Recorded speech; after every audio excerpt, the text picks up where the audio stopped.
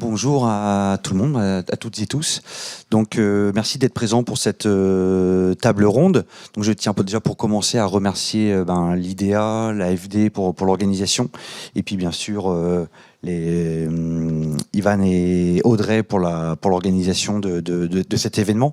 Donc cette table ronde s'intitule, comme le disait Audrey, Penser une transition juste d'un bout à l'autre des filières, matières premières, emploi et protection sociale. Donc on va aborder cette question de la transition juste de manière un peu plus concrète, par l'application concrète sur les territoires, par les politiques internationales.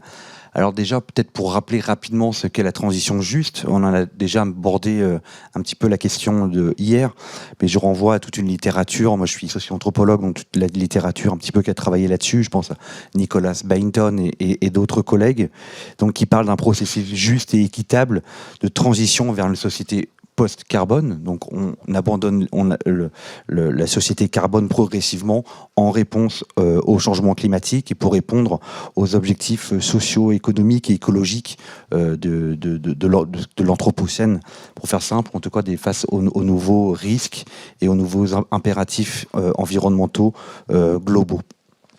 Alors cette transition juste, le mot juste vise à introduire aussi une rupture dans certaines relations et de rapports de domination qui existent entre État producteur et État consommateur, par exemple. Il s'agit aussi, elle vise, en tout cas dans sa terminologie, à rompre avec une certaine division du travail et une certaine division des revenus, donc des certaines inégalités nord-sud. Et finalement, la grande question une des grandes questions qui va orienter cette table ronde, c'est de voir comment la valorisation des matières premières peut-elle participer à l'émergence d'une génération d'une nouvelle industrie d'extraction et de transformation, donc en Amérique latine principalement, en diminuant les impacts socio-économiques négatifs existants. Donc on voit que la transition juste a une volonté extrêmement riche, elle touche extrêmement d'aspects centraux tels que la justice sociale, donc c'est-à-dire la volonté d'agir contre les inégalités sociales existantes. Elle touche aussi la justice spatiale, donc c'est atténuer les rapports de domination entre centre et périphérie, par exemple. La justice aussi globale. On en a beaucoup parlé hier, les rapports de domination nord-sud et les rapports coloniaux ou post-coloniaux. Et aussi, donc, bien sûr, la justice environnementale, entendue dans un double sens, à la fois que les populations marginales ne subissent pas les externalités de l'extraction de la ressource, et aussi qu'elles puissent garder l'accès aux ressources sur leur territoire, donc les ressources parfois minières, mais aussi à d'autres types de ressources, je pense notamment aux ressources hydriques. Donc on voit bien, c'est un projet extrêmement ample, que les sociologues, les chercheurs qui travaillent sur cette conception de transition juste, pointent la difficulté finalement de prendre en compte toute cette rhétorique qui se veut extrêmement ambitieuse, et finalement ils mentionnent aussi que chaque acteur la définit d'une manière un peu différente. Et c'est là, on l'a abordé déjà hier à la table 1. On voit bien qu'il y a différents acteurs, différents intérêts, différentes logiques aussi qui entrent en débat dans cette notion de transition juste. Et c'est tout l'intérêt justement de réunir des acteurs très distincts, d'institutions différentes, avec des regards différents, justement pour voir comment chacun s'approprie la définition, s'approprie le concept et essaye de le mettre en place.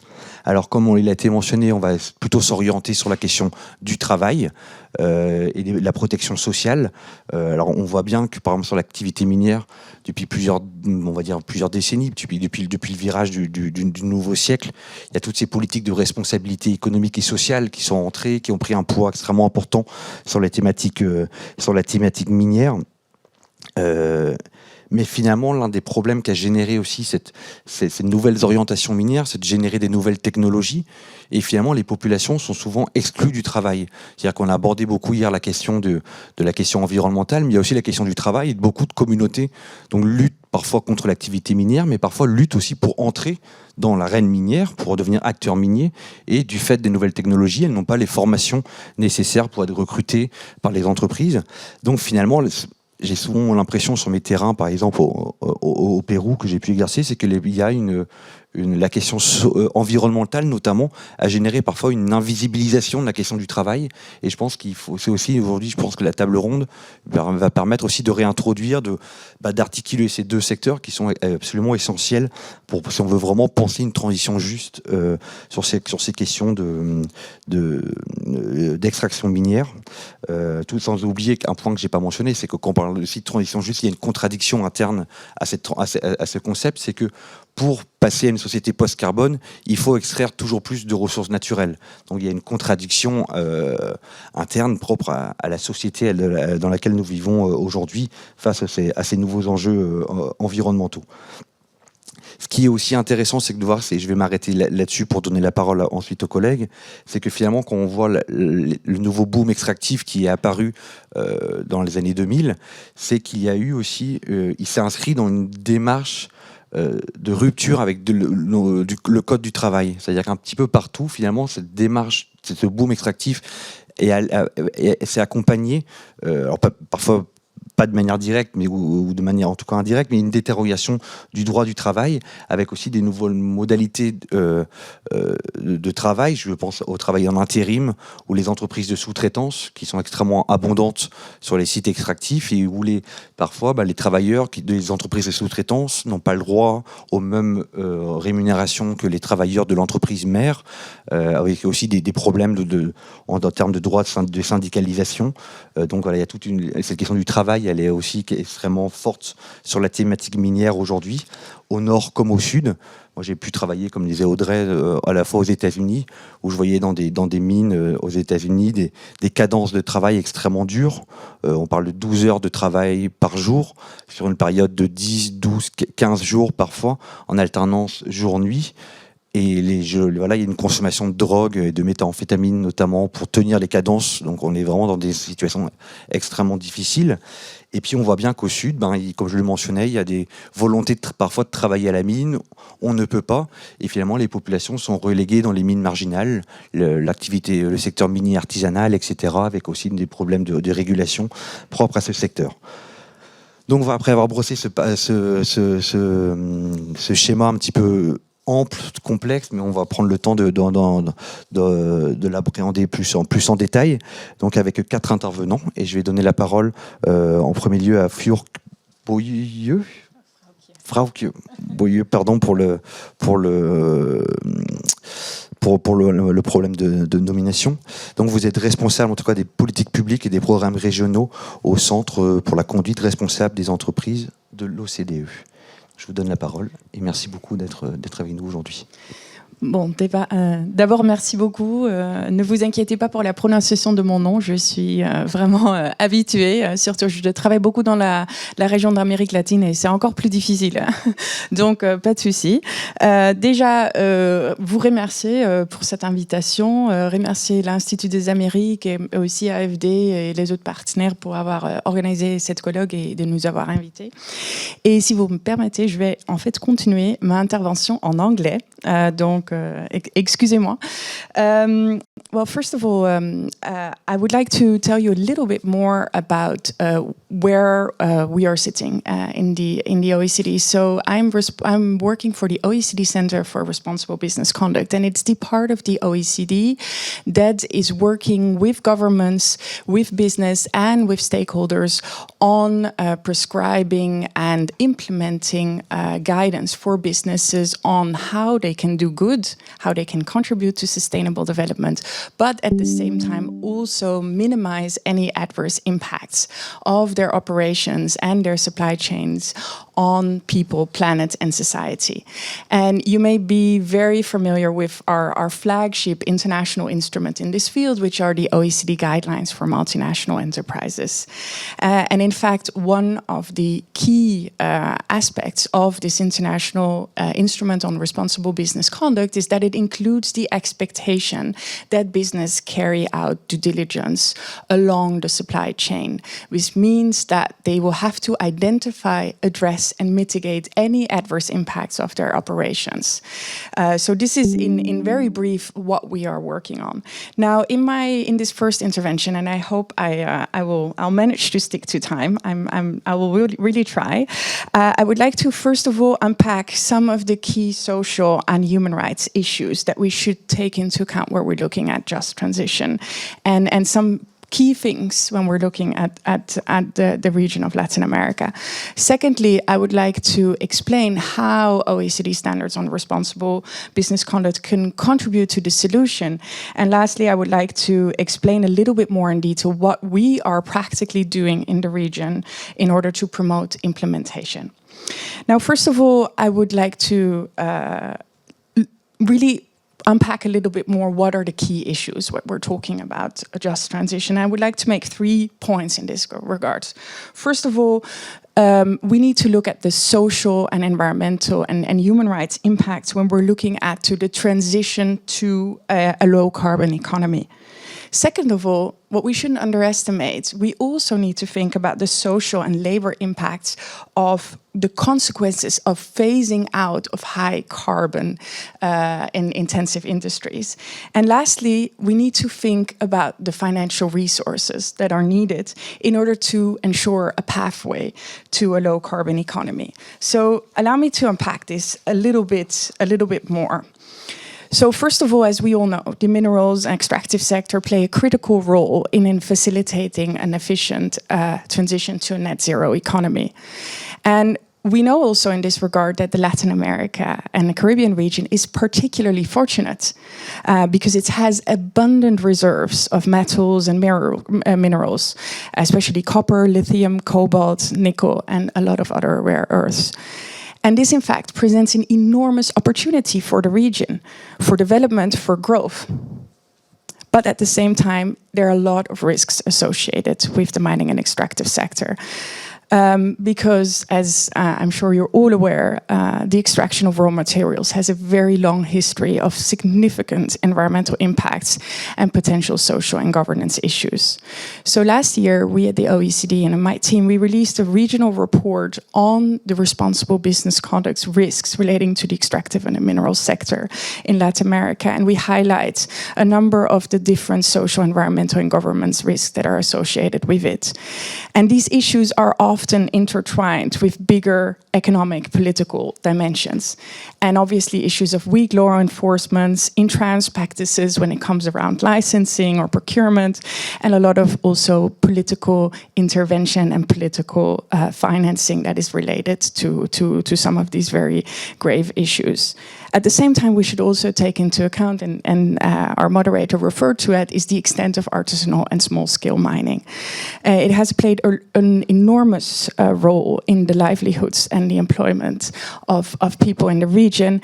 And we are estimating that more than 2 million people in the region are currently working in artisanal and small-scale mining. But as we also know, that means far away from public oversight, no social protection, no formal employment relationship, yet they need to get their products into the bigger supply chains. And how can that happen without any adverse impacts? So in order to secure a reliable source of critical minerals, supply chains need to be diversified. And it also means that if we would like to meet our climate objectives, we will need to go and need investment in new mines. Because currently, the mines that are in operation are insufficient to meet the demand that is needed for the just transition. But it's very difficult to unlock this investment because a lot of investors are not eager to go into countries with high governance risks. Because an example, the IEA estimated this year that 50% of the current volumes of cobalt, copper, and nickel, so these are all raw materials that are key for low carbon technologies, are localized in areas with significant governance challenges. And similar to that, and this is the world's resources of energy transition minerals and metals, more than half of them are located in or near lands of indigenous people. So this gives you a very good a good impression of some of the challenges that we're dealing with the extraction. And second of all, just to come back to my point of the phase out, and something that's lots underestimated when we're talking about the low transition is also that there's a lot of carbon and extractives, high intensive greenhouse gas emission sectors, which are actually providing a lot of jobs. So transitioning out of these sectors needs to be done and addressing the social and economic impacts of that disengagement on workers and communities, which to a large extent depend in terms of their revenues and likelihood on very high intensive greenhouse gas emissions. Now, last of all, I want to turn to the financial sector, because the role of the financial sector in terms of the just transition is key. So I want to recall that the Paris Agreement in Article 2.1.c actually says that we should make financial flows consistent with pathways towards low greenhouse gas emissions and climate resilient development. Now, this has spurred a lot of developments on the policymaker and the business side in order to make commitments to reach net zero greenhouse gas emissions. But despite these commitments, there are still a lot of weaknesses, and we're not unlocking the investment that is needed and the finances that are needed in order to transition into and meet the climate objectives. So, just to give you a figure specifically to Latin America, last year our OECD colleagues from the Development Center actually estimated that $118 billion, which represents the total of 2.7% annually of GDP of the entire LAC region, is needed in terms of investment for renewable power generation, energy efficiencies, electrification of heat transportation and power grids. This is what the LAC region needs in order to align with the objectives of the Paris Agreement. That is huge. So what can the OECD do in order to contribute to this solution, and what can the responsible business conduct standards do? Now, first of all, I want to highlight that the OECD's role on responsible business conduct is to help ensure coherence and drive scale on responsible and accountable climate mitigation and adaptation by the private sector, while at the same time supporting business and financial institutions to manage the risk and to ensure a fair distribution to benefits to people. So the OECD guidelines for multinational, in fact, are a very powerful instrument to operationalize the recommendations of the Paris Agreement, not only for business, but also to unlock the finances that are needed in order to make the net zero transition a reality.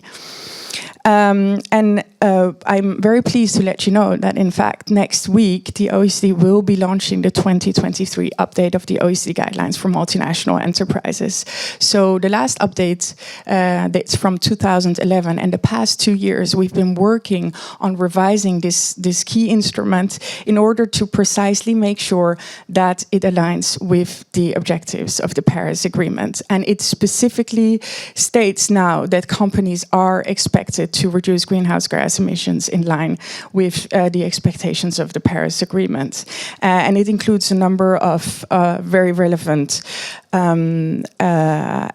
elements on how companies can address climate mitigation and adaptation throughout their operation.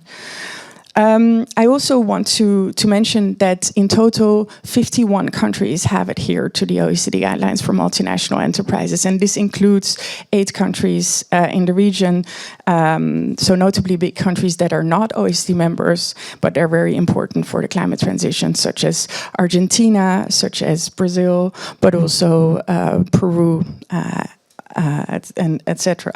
So one of the other elements that I wanted to highlight is that the OECD not only has the OECD guidelines for multinational enterprise, but we also have been working in the past 15 years with businesses on explaining what supply chain due diligence means in specific sectors. In order to, because the risks, if you're working in an agriculture sector or in the mineral sector, or in a financial sector, are extremely different. So we've developed practical tools and guidances for businesses along the supply chain on managing some of these adverse interest, precisely to promote investment and not and prevent blanket disengagement from high-risk areas. And in this sense, we have very developed work on the OECD guidelines for responsible mineral supply chains. We have developed guidance on stakeholder engagement in the extractive sectors, but we also have developed specific guidances for the financial sector on how to include responsible business consideration throughout asset-based and project finance, for example, corporate lending, etc. Now, we are working directly with business and the industries on implementing these. But although these are voluntary standards, what is interesting to note is that they have increasingly been integrated into regulatory developments, in particularly at the EU level. So indirectly, they're starting to become binding. And this is where also it's extremely important for the region. Because we know the Minerals Directive at the level of the EU. There's currently a plan to develop a new directive on corporate sustainability due diligence, and all these legislative developments will make it mandatory for companies importing into EU markets to comply with the OECD guidances on due diligence. And even though it only applies to large companies, because of the supply chain responsibility, indirectly smaller companies and upstream operations would also be covered. So there's a lot of need to work with the region in order to make sure that there is business capacity in order to comply with these rising expectations. So this is indeed what we are doing. So now, what are we practically doing to work on these issues? Is that we have a big project in the region since 2019, where we are working on promoting the implementation of these standards, and we're working together with governments and businesses and stakeholders in order to address and build capacity. And maybe I see that I'm out of time in the course of this panel. I can explain a little bit more on some of the findings of that work. Sorry.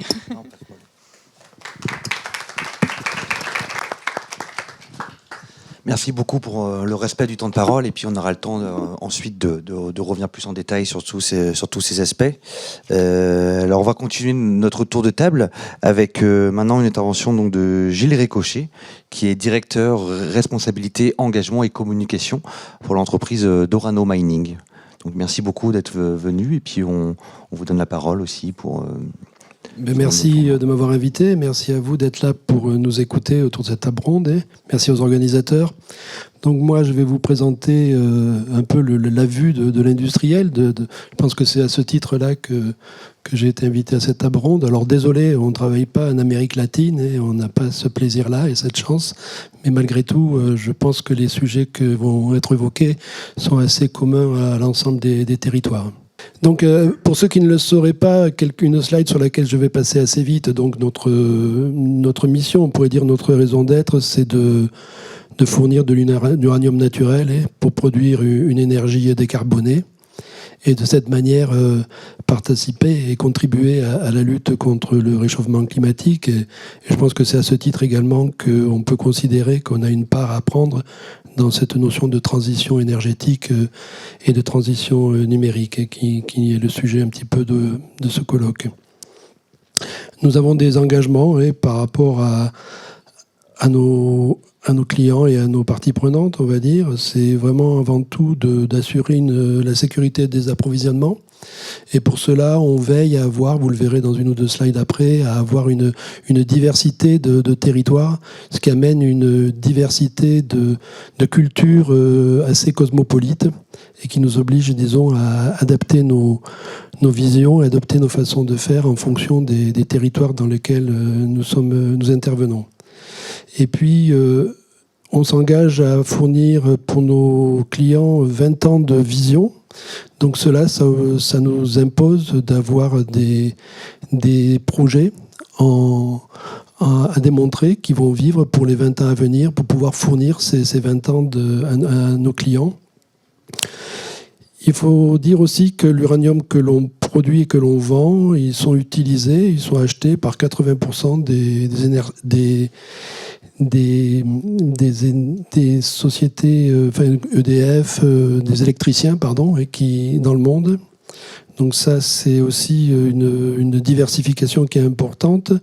Mais tout ça, c'est faisable, j'aurais envie de dire, uniquement si on travaille de manière responsable. Donc nous, on a la volonté d'agir et d'essayer de démontrer que l'on est un mineur responsable. Et pour cela, mettre en place beaucoup de plans d'action qui sont le résultat de processus que l'on met en place sur toutes les régions sur lesquelles on intervient. Vous l'avez vu, 2824 employés, bon, le chiffre est assez précis. 90% de ces employés travaillent en dehors de la France, même si nous sommes une entreprise française. Et sur ces 80%, dans les territoires, dans les pays à l'extérieur, nous avons 98% de travailleurs locaux, à peu près 2% d'expatriés. Ça aussi, c'est une volonté qui, en fait, en début de projet, on a un peu plus, mais petit à petit, c'est le transfert de la compétence pour avoir de moins en moins de personnes expatriées. Et ça, c'est une volonté également d'Orano. Quelques chiffres, vous voyez la production, pour vous donner une idée, la production mondiale, c'est à peu près l'année dernière aux alentours de 50 millions de tonnes, donc 50 000 tonnes, pardon. Et donc là, Orano, vous voyez, on est quand même malgré tout dans le top 3 avec les Kazakhs et les Canadiens dans la production, mais on représente à peu près 15% de la production. Et on est répartis en termes d'activité aujourd'hui au Canada avec nos partenaires Cameco, sur des mines très riches en teneur, avec des relations avec des communautés, notamment des First Nations, qui sont présentes dans les territoires où nous sommes implantés.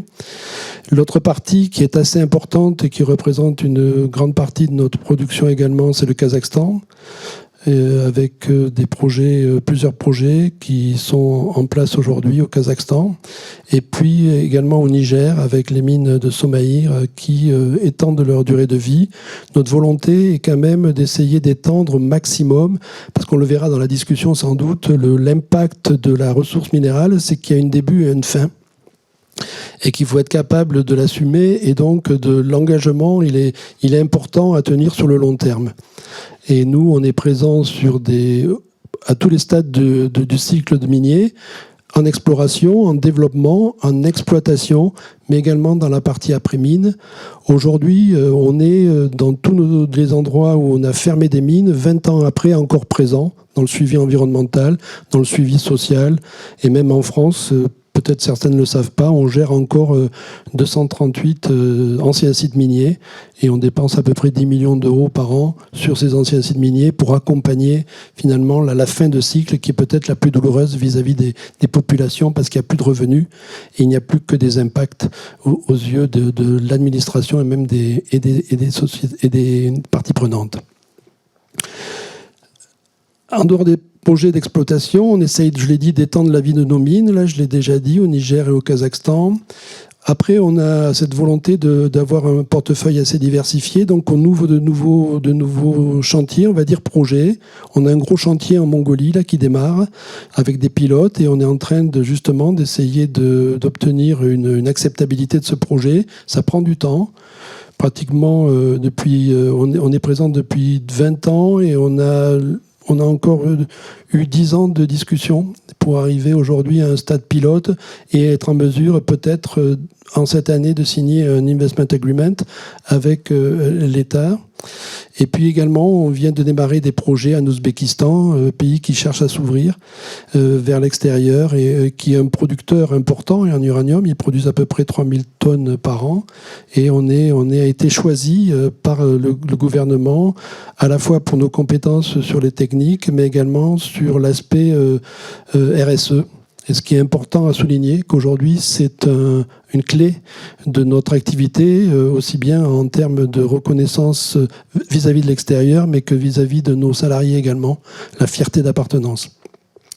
Et puis on a plusieurs sujets d'exploration, notamment au Canada, en grande partie même, je dirais pratiquement c'est le Canada qui, il faut bien le dire, qui dans des pays où on voit bien que le risque majeur pour nous il est politique et économique dans les pays.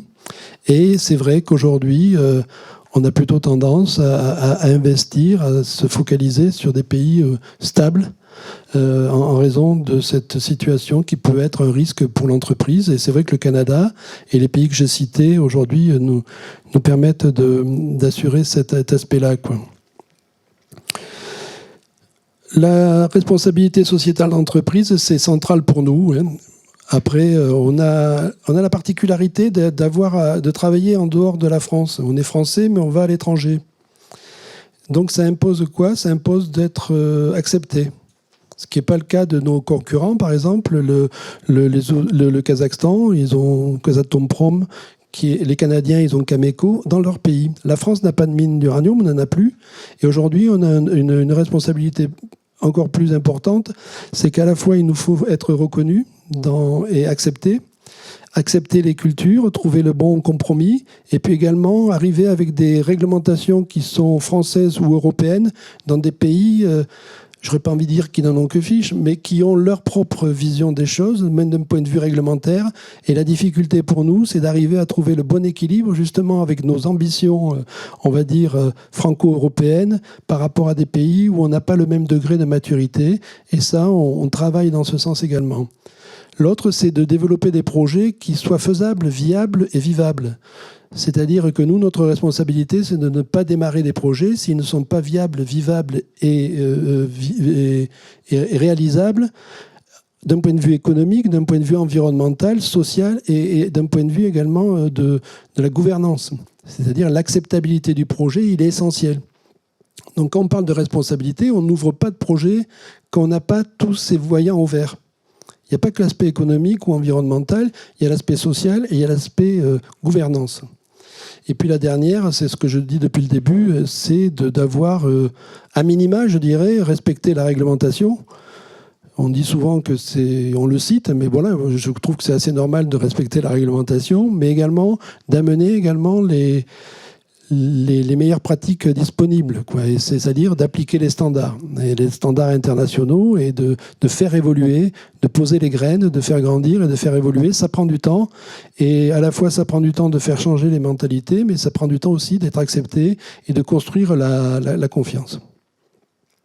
Donc là, j'ai remis rapidement, si on regarde d'un point de vue risque et pourquoi une approche responsable, elle est indispensable et que c'est un outil finalement de production. C'est un outil qui garantit finalement la viabilité de l'entreprise. Et ne pas travailler de manière responsable aujourd'hui, c'est inimaginable, je dirais. Et puis, on est voué à la disparition. C'est une clé aujourd'hui. Donc, voilà, j'ai mis quelques slides où je parle d'image de réputation. Voilà, s'il y a une non-acceptabilité, une non-prise en compte d'une partie prenante, ça va bloquer un projet. C'est des coûts pour l'entreprise et puis c'est une image vis-à-vis de l'extérieur et tous les jours, on peut le constater. En interne, ne pas bien gérer ses employés et qui vivent souvent à côté des mines, qui sont aussi des populations locales finalement, eh bien, c'est des grèves, c'est un mauvais climat social, et bien, ça a un coût pour l'entreprise. Donc, il vaut mieux anticiper et bien gérer ses équipes. Puis après, bon, bien sûr, si vous avez une mauvaise image à l'international ou dans les pays, eh bien, vous n'avez pas accès au marché. Aujourd'hui, tout le monde sait que on est audité, contrôlé sur les aspects RSE. Nos clients nous auditent de manière permanente, c'est-à-dire que EDF nous audite pendant 2 ans, même des fois, sur les aspects RSE.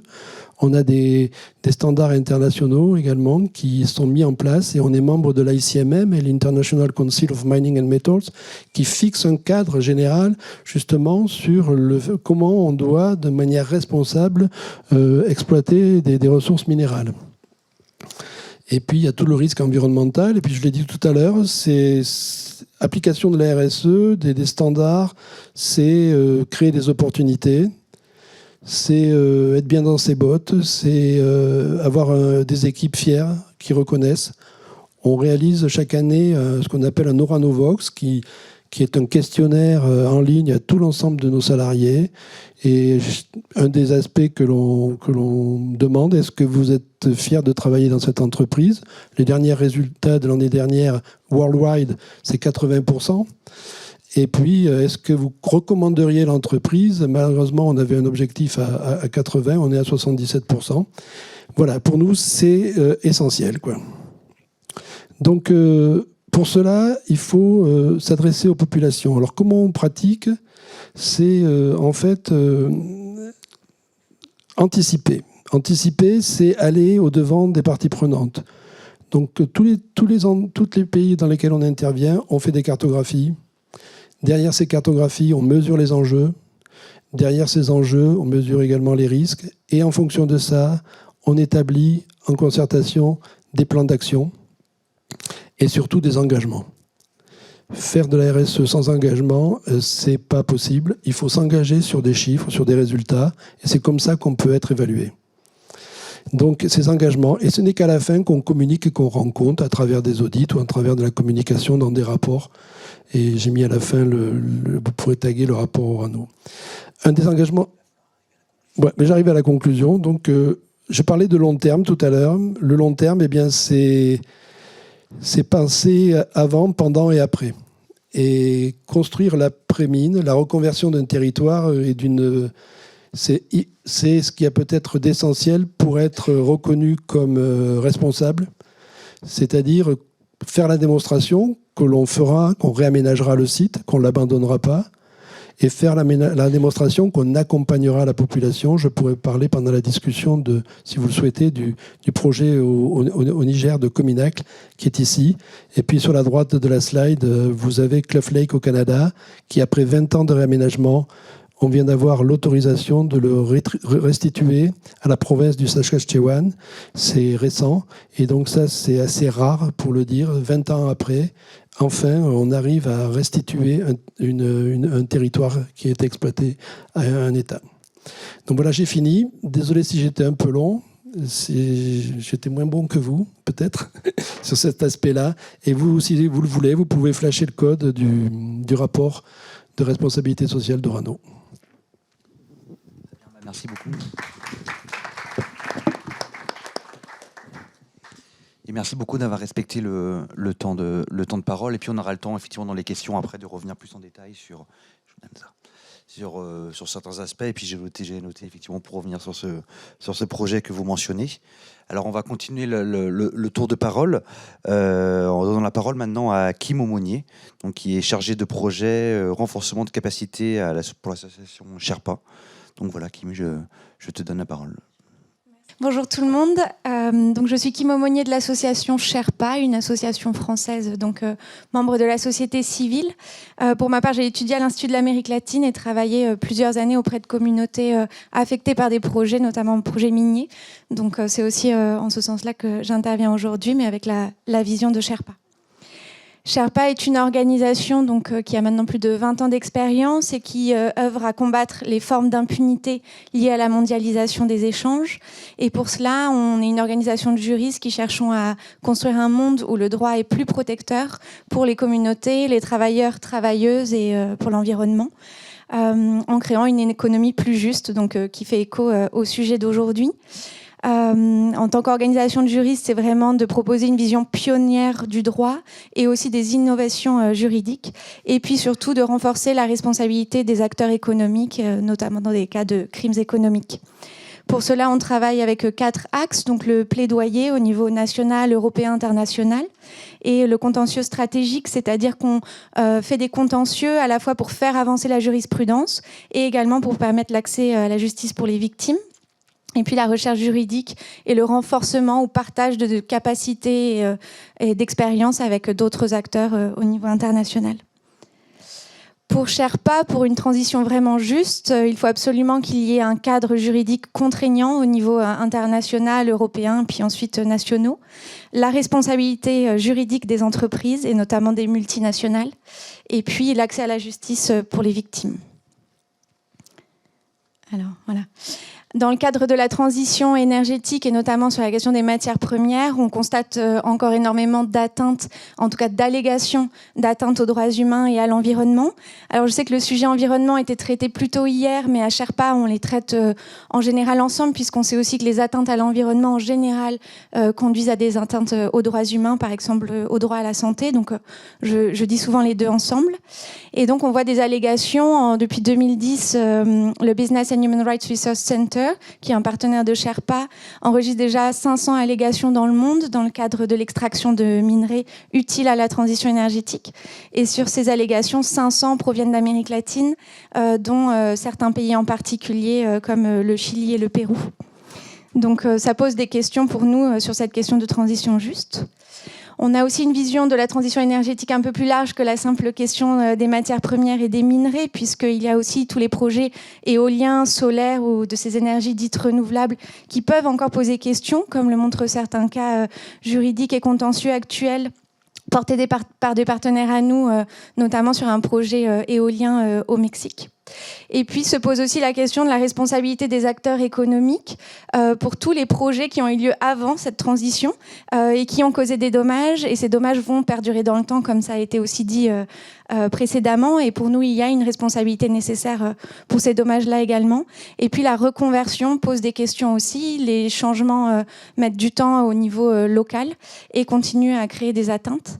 Et on sait aussi que certains acteurs, notamment français, revendent certains projets qui ne sont plus compatibles avec la transition énergétique, mais revendent à d'autres acteurs économiques qui continuent eux-mêmes à perpétuer ces atteintes aux droits humains et à l'environnement. Donc on voit que toutes ces questions pour nous continuent et on est loin d'une transition juste.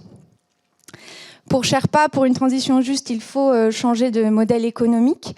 On voit un modèle économique qui, dans tous les cas, incite les entreprises, notamment les entreprises européennes, à délocaliser les atteintes vers des pays tiers, notamment par la création de chaînes de valeur extrêmement complexes sur lesquelles il est difficile d'identifier les atteintes et de les prévenir, et encore plus de responsabiliser les acteurs impliqués. Ce qu'on voit aussi, c'est que le modèle international amène plutôt les États à choisir des régulations moins disantes. On en parlait au tout début. Et pour nous, c'est quelque chose de structurel dans le système économique qui doit être mis en cause. Puisque de toute façon, ça va être toujours les décisions commerciales, les pratiques commerciales, les questions de prix, de délai dans l'approvisionnement qui, en général, priment sur les questions de droits humains et d'environnement. C'est quelque chose, donc ce modèle-là a justement été très bien mis en valeur par des partenaires néerlandais qui s'appellent SOMO, une organisation qui travaille au niveau européen et qui vient tout juste de sortir un rapport que je vous invite à lire sur justement la proposition de la Commission européenne pour réguler le marché des matières premières pour l'Europe, et qui note que les pays tiers, donc les pays latino-américains également, restent dans cette logique et cette politique des fournisseurs avant tout, avec une volonté pour l'Union européenne de sécuriser l'accès à ces ressources et donc diminuer toutes les conditions d'approvisionnement. Et c'est vraiment la question de l'approvisionnement qui compte avant tout et moins la question des droits humains et de l'environnement. Donc ça pose question. Également le fait que l'Europe va vouloir stocker certaines de ces matières, ça crée une distorsion au niveau du marché. Et puis ça rend plus difficile aussi pour les pays latino-américains et autres pays tiers de faire leur propre transition énergétique. Pour changer ce système économique, pour Sherpa, il faut aussi changer le système juridique. J'ai noté en Italie que c'est un parti de l'argumentaire qui mettait beaucoup l'accent sur les États. Pour Sherpa, les acteurs à réguler et à encadrer et à contraindre sont les multinationales, en plus des États bien sûr qui ont leur propre responsabilité. Mais cette responsabilité déjà actée, par exemple dans les OECD Guidelines ou les guidelines au niveau de l'ONU. La responsabilité des entreprises même est plus compliquée, cette responsabilité juridique-là, et des sociétés mères et entreprises donneuses d'ordre. Donc pour pas que ça continue comme business as usual, pour nous il faut un cadre contraignant avec des lois contraignantes, et il faut aussi limiter en fait la prégnance de toutes les initiatives volontaires, de toute la question des audits, certifications qui sont utilisées en tant que preuve que les risques sont prévenus. Mais pour nous il n'y a pour le moment aucune preuve qu'effectivement ça permet de réduire les atteintes. Il y a eu beaucoup de recherches à ce sujet qui a été faite, et donc on critique et on dénonce la gouvernance privée mise en place par des grandes entreprises multinationales, et pour nous il y a une capture de la norme, au contraire justement d'une régulation par les États.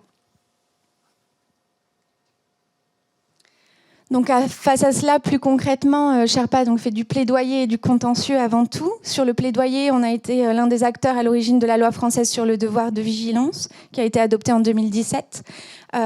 Cette loi, actuellement, il y a plusieurs contentieux en cours en France, mais il n'y a pas de contentieux sur les questions d'approvisionnement en minerais dans la transition énergétique. Par contre, il y a un contentieux, celui que je nommais précédemment, sur un parc éolien au Mexique, pour atteinte aux droits des peuples autochtones et droit à la consultation et au consentement. De notre côté, Sherpa, on a réalisé une étude en 2020 sur les plans de vigilance des grandes entreprises qui sont censées du coup respecter la loi sur le devoir de vigilance, et notamment les entreprises qui travaillent dans la question de la transition énergétique.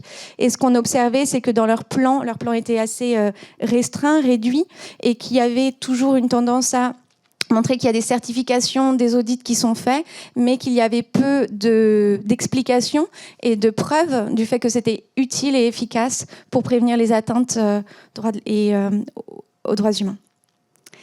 On travaille aussi donc au niveau européen. La directive européenne sur le devoir de vigilance a déjà été citée. C'est une directive qui est actuellement en négociation, donc les négociations devraient pas tarder à prendre fin.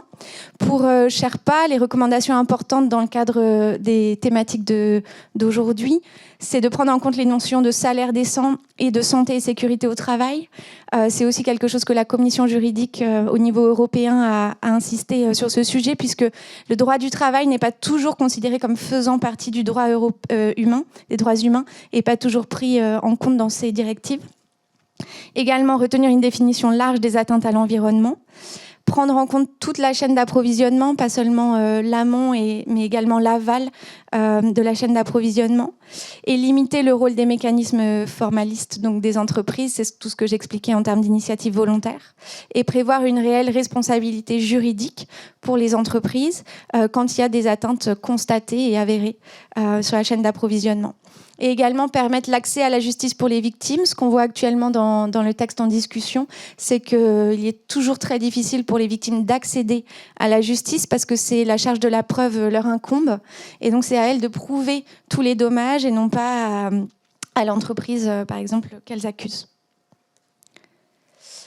Tout cela, ce sont des revendications de Sherpa, certes, mais c'est aussi des revendications d'acteurs de la société civile européenne et internationale, et également d'organisations de la société civile et aussi d'institutions latino-américaines. Au niveau de l'OEA, par exemple, la rapporteure spéciale sur les droits économiques, sociaux, culturels et environnementaux a fait un rapport très conséquent où également la question du droit contraignant et de l'accès à la justice pour les victimes ressort. La société latino-américaine, la société civile, les organisations ont contribué elles aussi dans les discussions et les consultations pour une directive européenne sur le devoir de vigilance forte et qui protège les droits humains, l'environnement, les travailleurs, travailleuses. Et puis au niveau de certains pays, alors c'est encore très... c'est le début, mais certains pays souhaitent mettre en place des législations contraignantes pour contraindre les entreprises multinationales qui travaillent sur leur territoire. Et c'est le cas en Colombie où un processus a débuté. Voilà. Donc pour conclure, juste redire que pour nous, c'est la question, tant que la transition ne pourra pas être juste si les droits humains et l'environnement ne sont pas mis au centre. Et pour l'instant, ce n'est pas du tout le cas, notamment dans la politique et la stratégie européenne sur la question des matières premières critiques. Et puis que pour cela, il faut un changement du modèle économique et du cadre juridique. Je vous remercie.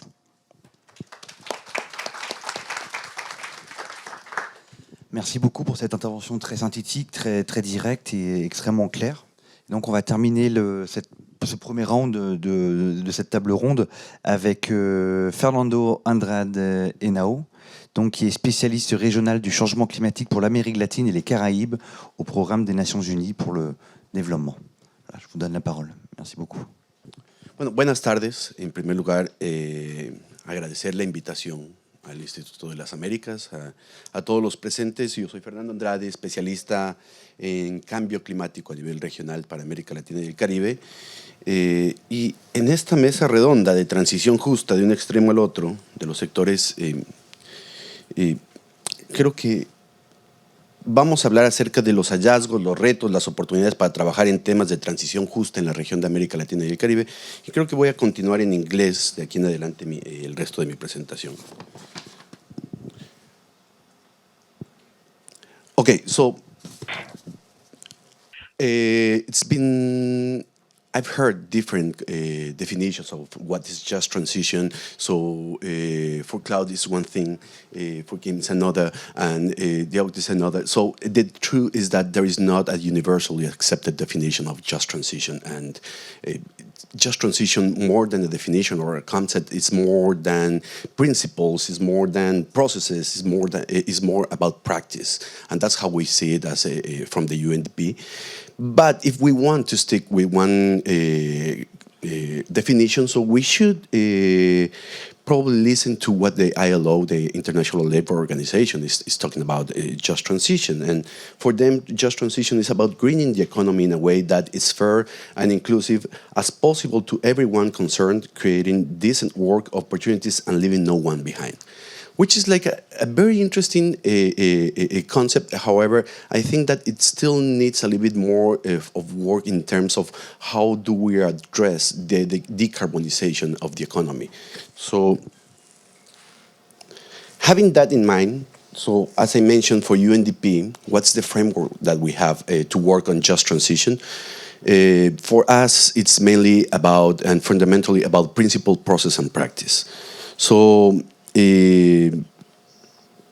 for UNDP, we try to address the just transition through four main key entry points or four main pillars. So it's the assessment, engagement, institutional policy, and capacity support, and finance. So Froke was talking about finance and how important it is.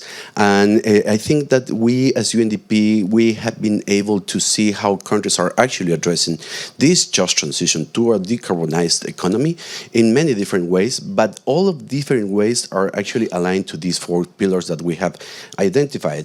So having that in mind, so it's fair to say that we're aiming a just transition to a decarbonized economy, because we're mentioning about just transition, but just transition towards what? To a decarbonized economy. So that's how we see it from UNDP. So if we're talking about decarbonization, so we need to have the Paris Agreement in the conversation, and it's one of the main entry points for us. Actually, just transition, we see the just transition as one of the main instruments for the achievement of the Paris Agreement objectives.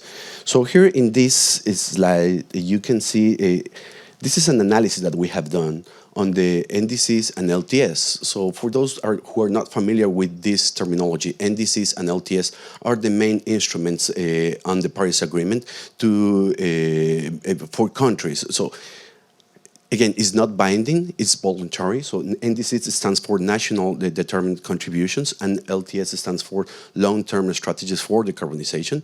So here we have made an analysis of these instruments. So of the countries that have submitted their NDCs and LTS to the Convention of Climate Change. So we see that mostly Europe and Central Asia are the countries that are making a reference to just transition in their strategies of decarbonization. However, we see that the Americas and the Caribbean, they are in a second place. So more than a competition, this is like trying to reflect what is the level of commitment that countries have towards just transition and decarbonization.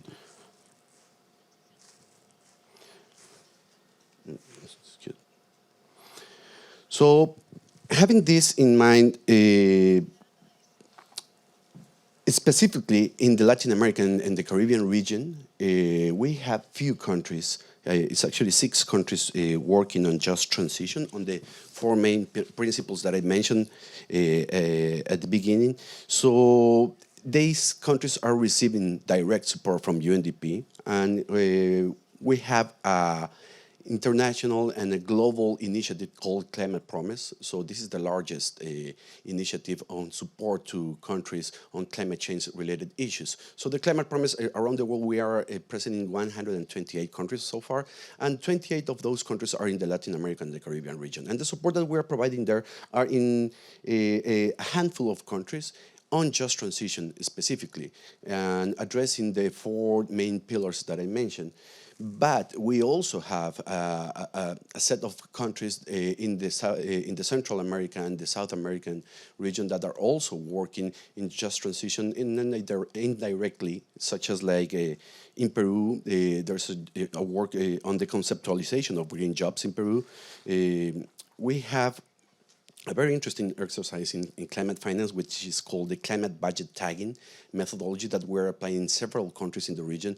But those countries that are standing out for this work are Chile and Ecuador.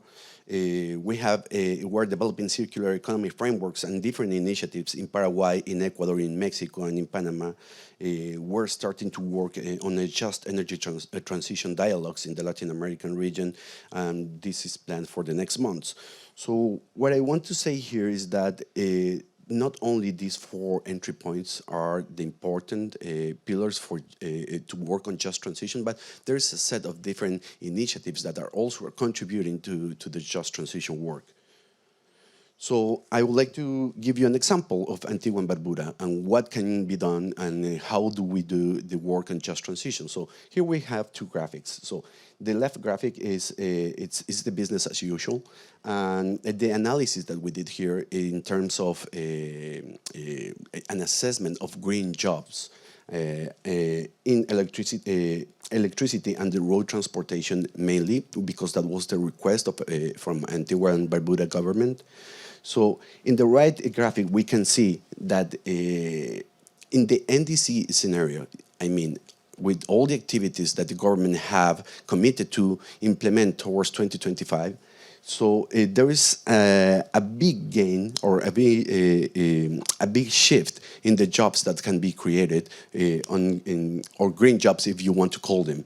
But here is something interesting. So it's expected that these new jobs appear in new fields, and this is great. However, this also translates in new challenges, because there's always going to be winners and losers in phasing out the oil industry and moving towards a decarbonized economy. And these winners and these losers, so the governments need to acknowledge that and put in place different policies and social dialogues to make sure that those new jobs are equal in opportunities for everyone. So another interesting and important thing that needs to be considered here is that these new jobs are, of course, new, so we need to have new policies for upskilling and reskilling the previous workers. So the current labor force, they need to transition to these new jobs, but in a fair way and in a just way. So this is something that needs to be done through a social dialogue, and especially in a tripartite way with the laborers, the government, and the international cooperation. But this is just an example of Antigua and Barbuda, but I want to show you that this kind of analysis or assessments can be done in a more deeper way. So a little bit outside, well, way outside of the Latin America and the Caribbean, but I found this example of Zimbabwe and the support that we provided there very interesting, because we did an analysis on all the economic sectors and who are the winners and who are the losers in the transition to a decarbonized economy. And as you can see in Zimbabwe, so we did 3 different kinds of analysis. So what are the biggest jobs gains in energy? What are the biggest jobs gains per dollar invested. So you see, it changed a lot. So the biggest gains are in hydropower energy. However, per dollar invested is in conservation and agriculture. So this is something interesting that governments need to acknowledge, so they can put a proper policy based on evidence and not only on a rhetoric. So also, we have made an analysis on who are the winners and who are the losers in terms of gender. So what are the unskilled men and unskilled women, where they are, and what are they going to get from this transition, and what are the skills that they need to develop to transition to this new decarbonized economy. And here I see that there is a lot of opportunities and a lot of challenges too. But the biggest opportunities is in terms of jobs creation. So 24 million is the number that ILO have given us if we move towards a decarbonized world, so to a green economy by 2030. However, we can even reach 122 million if only in the renewable energy area, if we invest in that area. So this is a huge win, as you can see. However, there are a lot of challenges to get there. So we cannot put the proper policies, and we cannot create the new jobs, and we cannot upskill and reskill people if we don't know what's going on. So I think data generation, especially in the Latin America and the Caribbean region, is something that is lacking right now. But we need that data through assessments of employments and socioeconomic impacts and of NDC measures, analysis as the one that I show you for Antigua and Barbuda, for Zimbabwe. And that analysis will allow us to develop the proper policies and create the social dialogues needed for creating this green enterprise. However, also it's important not only to create the proper policy based on that analysis, but also it needs to be done a policy coherence analysis, because we have, for example, environmental policies that are created and the commitments that the countries have made to the Paris Agreement. However, we have many times in different countries contradictory legislation in terms of other areas. For example, agriculture, they have some contradictory legislation and to the environment. And to close this, so I think that these gaps and these challenges and opportunities can only be met if we all work together towards it. So, for example, we as UNDP, we are developing all this work in the Latin American and the Caribbean region, but it needs to be done much more. You saw only 6 countries have requested that, and we don't work on our agenda. We work under the request of the governments. But I think that there is more work that needs to be at the regional level, so we provide this information to countries, let them know that this information and these kind of models are available, and they can actually implement those models to create policy based in evidence. And happy to answer any questions.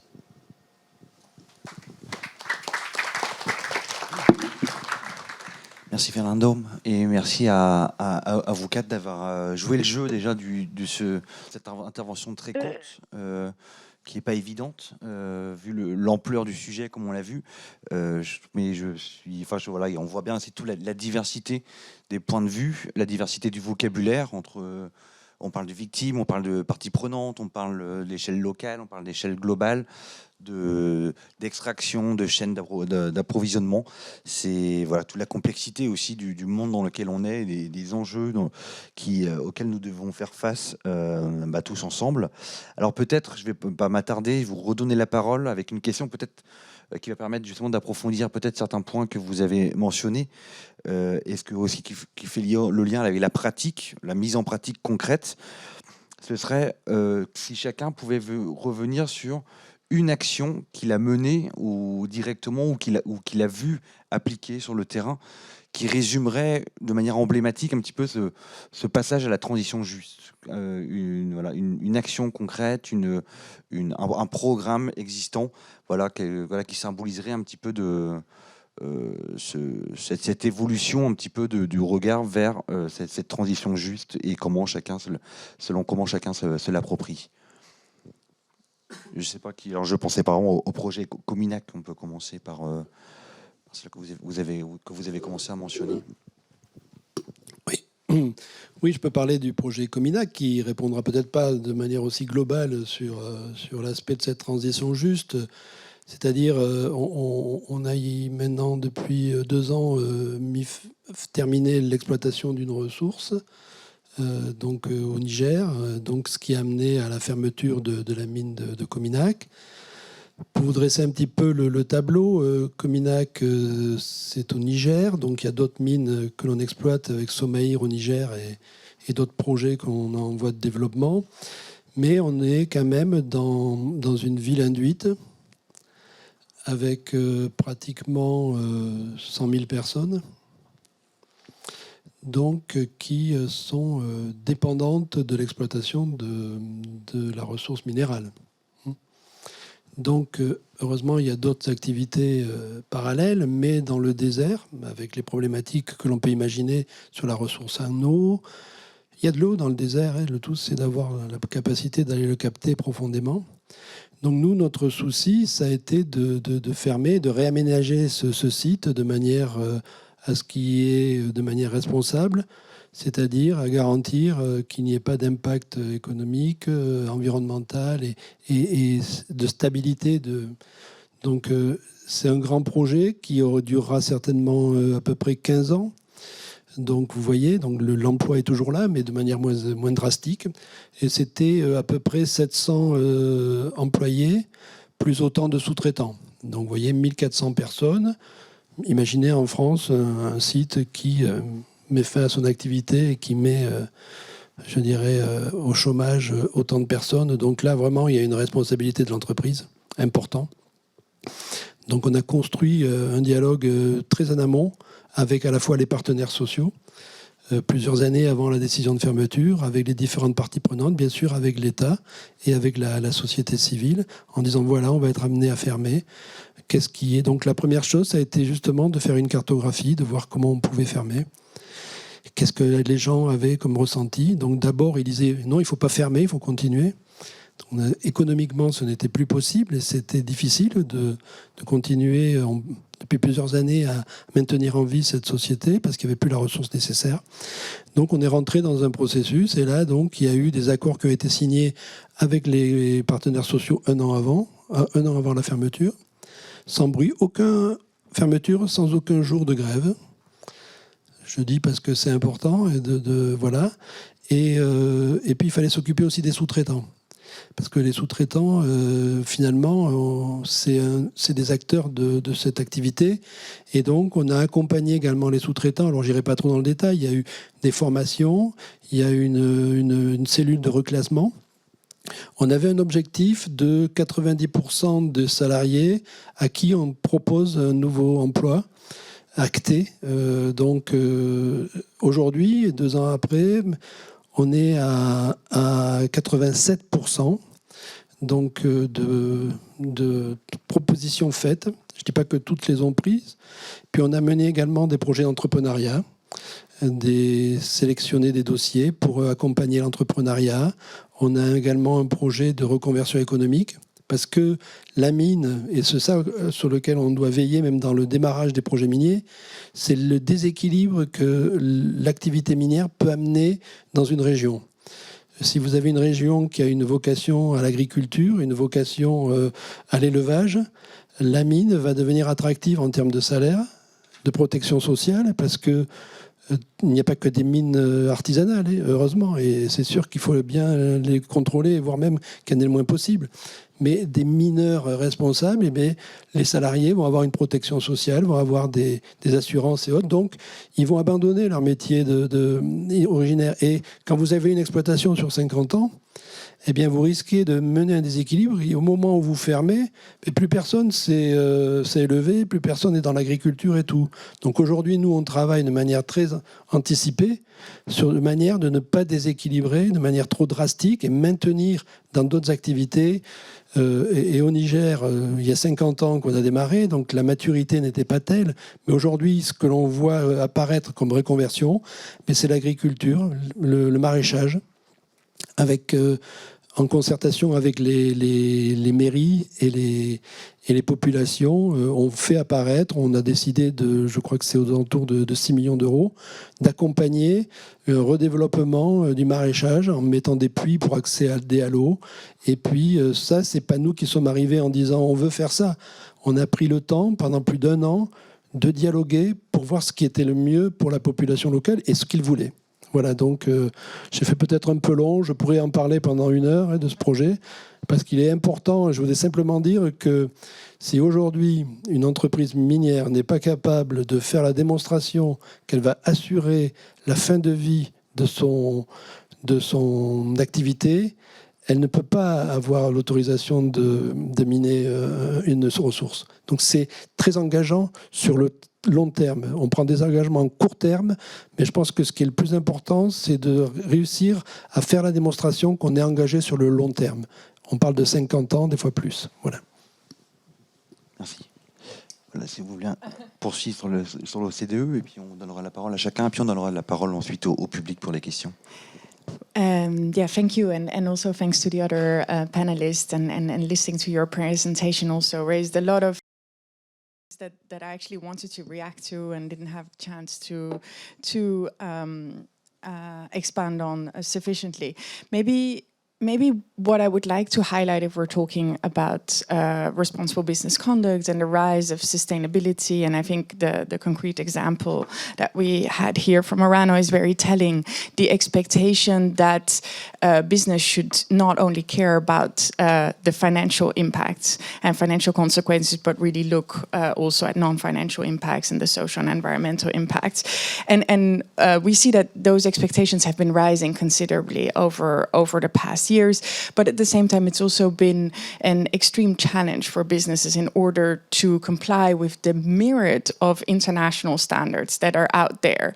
So I mean, for us at the OECD, what we really try to promote as much as possible, also in the ongoing regulatory initiatives at the EU, is to really promote coherence and alignment, because for businesses it's extremely difficult to implement all these expectations that do not align and do not complement each other. So I think that is very important to underline.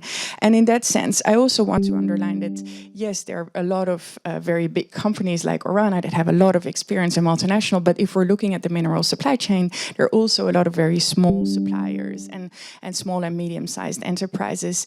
And while I definitely agree with Kim from Sherpa that specific multi-stakeholder initiatives, certificates, and other cannot be using a tick-the-box exercise, I do want to say that one business alone, wherever you are in the supply chain, even if it has a lot of willingness to make a change, will not have leverage always over bigger companies. So in that sense, a lot of these multi-stakeholder initiatives can be useful in order to group companies together and to exert collective action on and putting pressure and to improve working conditions in the supply chain. Now, I definitely agree that this does not equal doing their own due diligence. So a company that signs up to whatever international certificate or multi-stakeholder initiative and so on should not be saying, okay, I've signed up to this initiative, so now I'm done. No, it does not prevent any responsibility for a company to still carry out its own due diligence. But I do want to highlight that there's definitely value in a number of these initiatives, and they can help to improve conditions. What I also want to mention, and I didn't have a chance to talk about that more in detail initially, is that we at the OECD since 2019 have been working together with the International Labour Organization and the UN Office for the Commission of Human Rights in a very, very large-scale project in Latin America, working in 9 countries on the promotion of responsible business conduct. And in fact, this is an unprecedented alliance. It's the first time in history that these 3 international organizations are working together to promote responsible business conduct. Why are we working together? Precisely also to show to businesses that if you're talking about the UN guiding principles, if you're talking about the OECD guidelines, if you're talking about the ILO labor standards, all all these international instruments, in fact, are aligned with each other and they complement each other. So for us as international organizations, it's key also that we speak with one voice to businesses. And business can't be saying, oh, I'm lost in all the myriad of international standards. We're actually speaking the same language. So I wanted to highlight, and then to come back to your specific question. Sorry, if I may. No, I can't. Okay. Well, I just wanted to highlight that, I mean, in the region, we've been working with governments and with businesses and stakeholders in the promotion of our standards. And you were asking about one very specific initiative. And I would like to highlight that we actually have been providing extensive support to the government of Chile in their just and sustainable transition strategy. And within this strategy, actually, Chile has now specifically emphasized due diligence measures in order to mitigate some of the potential impacts on workers' rights and vulnerable populations. So I just wanted to highlight as a very specific initiative. Thank you. Merci beaucoup. Et désolé pour les contraintes de temps, mais si on donne un petit peu la parole au public ensuite. Alors, ce sera pareil, une action emblématique. Si vous pouvez répondre de manière courte pour donner la parole ensuite, ce serait parfait. Merci. Très bien. Merci beaucoup et également merci à tous les panélistes pour toutes les interventions. Pour Sherpa, c'est un peu difficile de donner un exemple d'une action concrète qui a été menée dans le cadre de la transition juste, puisque nous, on intervient quand il y a des communautés de travailleurs qui se considèrent comme victimes. Et à partir de là, on travaille avec elles pour le contentieux et on essaye de prévenir ces situations-là. Donc, je ne pourrais pas donner un exemple. Peut-être, par contre, plutôt... inviter à se méfier parfois quand on parle de transition juste ou qu'on donne des cas où il y a une transition juste effectivement. Par exemple, au Chili également, nous pouvons avoir des informations qui indiquent que parfois dans des cas de reconversion, c'est ce que je mentionnais dans ma présentation, effectivement il peut y avoir des centrales à charbon qui ferment, mais c'est positif pour la décarbonisation de l'économie. Seulement la transition ou la reconversion de ces centrales, par exemple au gaz naturel, continue à avoir des impacts pour les communautés. Et c'est important d'avoir cette vision-là, que ce n'est pas parce qu'il y a un projet transition juste que c'est nécessairement ce que souhaitent les communautés sur place et que le droit au consentement libre, préalable et éclairé est respecté. Un autre exemple sur ça, on n'a pas du tout mentionné l'hydrogène aujourd'hui. Je ne sais pas si vous en avez parlé hier, mais pareil, des projets soutenus notamment par exemple la Commission européenne qui peuvent avoir en fait des conséquences au niveau local et latino-américain pour des communautés qui avaient décidé de garder une zone, avaient revendiqué le droit à avoir une zone pour leur subsistance et qui aujourd'hui, un projet de stockage d'hydrogène intervient dans ce territoire-là. Donc c'est voilà, se méfier là et aller voir au niveau vraiment local et écouter aussi les communautés, travailleurs et travailleuses. Et un point, je crois, que j'ai oublié dans mon intervention, que je voulais juste mentionner rapidement, c'est que c'est ce que pointe Somo dans son rapport, c'est que la Commission européenne, dans sa stratégie sur les matières critiques, n'adresse pas le problème principal, qui est le problème de la surconsommation par les pays européens de toutes ces matières, et qu'il y a peu de politiques pour essayer de réduire ces besoins-là. Et au contraire, on garde la volonté d'accéder à toujours plus de ressources. Merci. Very short. Well, I mentioned in my presentation we initiative, the Climate Promise. We have a very big offer, but two very specific activities that I think that are extremely relevant for the just transition is financing the just transition and how we're going to do that. And you can do this through various different sources from the public and from the private sector. Something very specific that we are doing in Latin America and the Caribbean that has resulted really successful is the implementation of methodologies of climate budget tagging and investment financial flows. So that allowed to governments to identify what are the expenditures that they have and what are those expenditures going to, and how they have to reallocate their own fiscal resources to make sure that they are achieving not only the Paris Agreement objectives, but in a just and way and in a fair, inclusive, just way. So that's one of the key points to mobilize and leverage resources from the public sector, but also involving the private sector, we have started like a process of national voluntary carbon footprint programs in the countries that brings companies, that brings multinationals to be part of this program and align their business with the Paris Agreement objectives. So that's another way of, let's say, indirectly financing this just transition that we're all talking about. Merci beaucoup. Merci tous les quatre d'avoir respecté le timing et d'avoir participé à cet échange, et merci au public pour les questions.